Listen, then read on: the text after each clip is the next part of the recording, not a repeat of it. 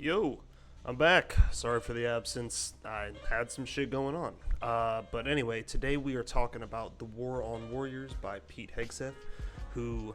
Okay, so my friend sent me the inside cover of this book as a joke about a year ago, and I thought, like, there's no way this is real. It was just a bunch of ridiculous bullshit on the inside cover.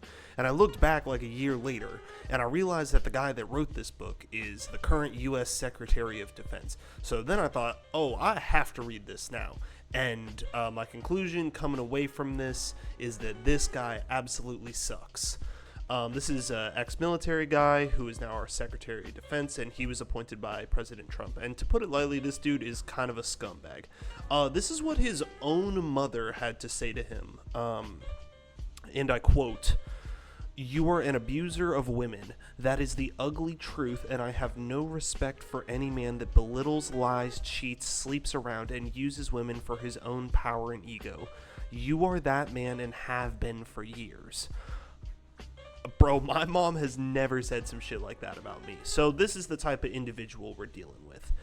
In this book, he compares himself to John Wick multiple times. He drools over the thought of torturing terrorists, and he claims that drugs killed George Floyd. With all that being said, one of the things about me is that I'm willing to listen to pretty much anything that anyone has to say about anything, and I'll evaluate it critically to see if there's any truth to what they're saying.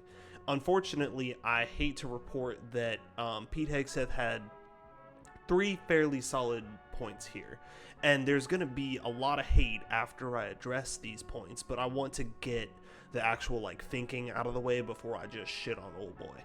Okay, first legitimate point has to do with trans people in the military. So Hegseth's language is very disrespectful and un-Christian for someone who spends so much time talking about Christianity. It's pretty un-Christian things to say. But he makes a couple solid points, the most important of which is that soldiers in the field need to be able to operate with the bare minimum in the way of medical attention and care, and the fact of the matter is that trans people require more care. I don't think that's an uncontroversial point to make. He makes it in the worst way possible, but I do agree with him. In my review on War as a Force That Gives Us Meaning, I went over the potential reasons that America would go to war, and I kind of came away from that thought experiment with the idea that there does need to be a small group of pretty well-trained individuals ready to defend our country. Now, they don't need to be operating at the current extent that the U.S. military is, but they should be ready, you know what I'm saying? So... can trans people be in the military at all? I think we disagree here, me and Hegseth. I think yes, because I don't care. Sure, man, let trans people do their thing. But we do agree on combat roles. Gender dysphoria is suffering, and if other people's lives depend on you actively in the field of combat, I want my soldiers as ready as possible. I don't want them sick, and, that's just the way it goes. Alright, the second thing he points out has to do with lowering standards for women in combat. And he pointed out that standards for men and women are different for combat rules. And you know what? I kind of agree with this one too, because while I am all for diversity in the workplace, I want people who are not going to get me killed. And not that women would get me killed, but there are biological differences between how the male and female sex operate, and the male body is more suited to combat.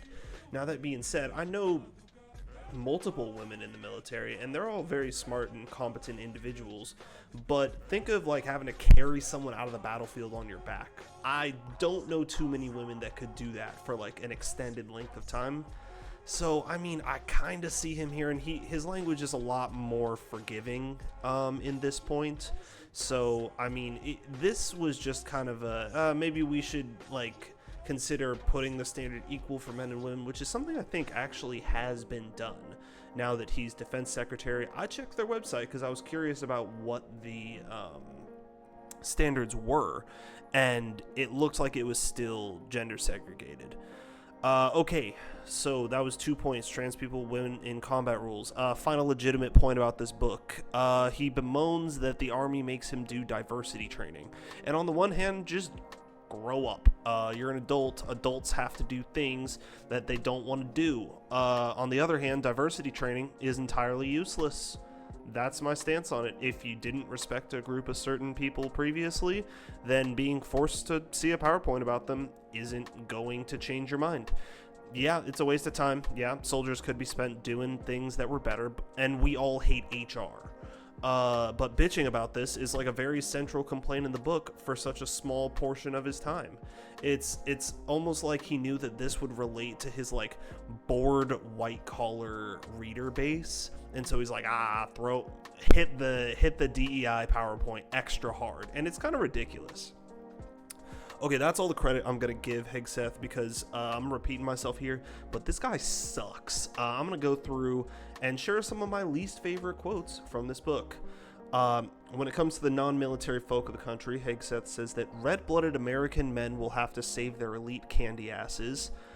This is just purely fantasizing. This is all him just fantasizing crazy style about saving America. He claims that the new recruits to the military are, quote, woke and pumped full of vaccines, which, I mean, dear God, God forbid that we eradicate polio or like, I don't know, man. It's just your choice to get vaccinated. I'm sick of people bitching about it either way.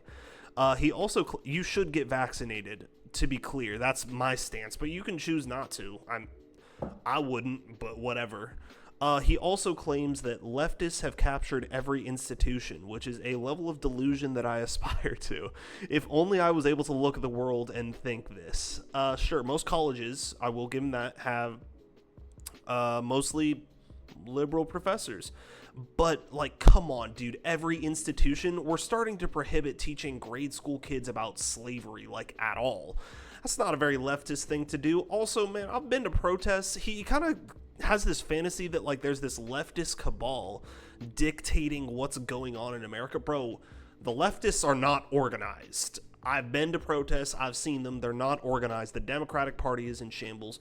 What fucking world are you living in? He also claims that people want to be heroes, not victims, but the whole book is just a victim narrative. All right, he also claims that the Geneva Convention is outdated and that we should kill first and ask questions later. That's not cool. Yeah, this book is pure slop, pretty much. It could be written better. It's just conservative pandering. It's kind of meant to appeal to people who just, like, uncritically just consume that rhetoric. Just, like, suck it in their fucking brain. And, yeah, I don't fuck with this guy. And low-key, it sounds like the military doesn't either, from what I've been reading online about him. This guy sucks. This book sucks. I'm sorry I read it. Yeah. Okay, so that's all for the book review. Sorry I've been MIA. A lot of shit has happened. I bought a house. So this will be the last book review in this apartment, or one of the last if I get my shit together. If you're watching this, I hope you're doing well, and leave a comment, and I'll probably respond. So peace out. Have a nice day.